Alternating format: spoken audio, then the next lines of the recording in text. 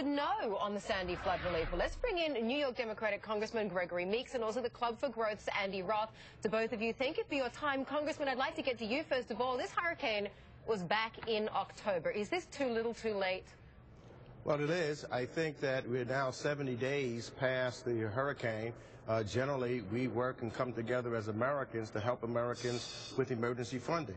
It was simply 10 days after Katrina, and when we have the tragedies that take place, whether it's tornadoes in the Midwest or earthquakes on the West Coast or storms in Florida, we always come together and make sure that emergency funding is there.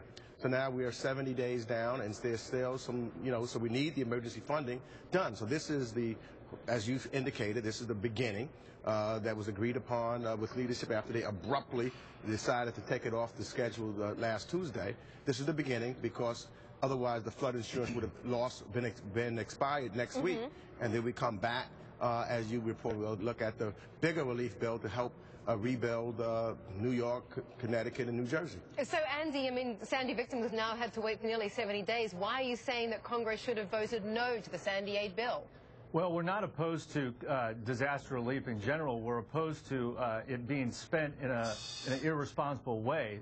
Congress just spent days and weeks talking about the fiscal cliff and about how Congress needs to be more responsible, but then they passed this bill without any spending offsets. There's no accountability. There's no ideas like paying this relief in installments so that we can track to see that the money's getting spent well. There's still earmarks in it, like Eamon Jeffries said earlier. There's just it's a bad way to continue to do what Congress always does. Actually, that's not true.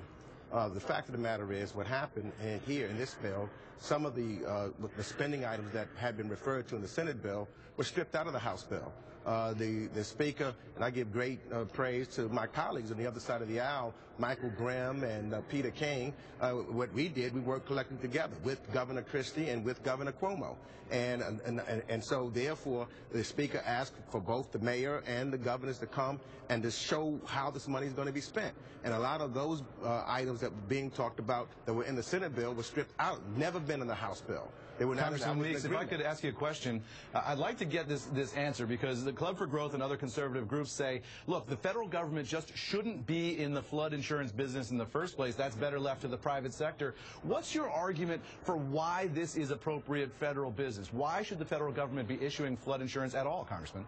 Well, what has happened, clearly, when you left it to the private market, no one was giving flood insurance, and we had individuals and American citizens that we had to cover. So there was an agreement, and Americans still pay into it. They pay a premium, and the government helps. This is what government does. When Americans are in trouble, when there's a disaster, there's a storm, the government helps get this done, and that's what has happened. And has happened from every disaster that we've had, and so our position is that it should not change now. There's no reason to change now. And Mr. Roth, a similar question to you. If you got rid of the flood insurance that the federal government does now provide, what would happen to the house values of all those millions of people who live in the flood zones who now rely on the federal government? How would you make those people whole? Is that even remotely workable?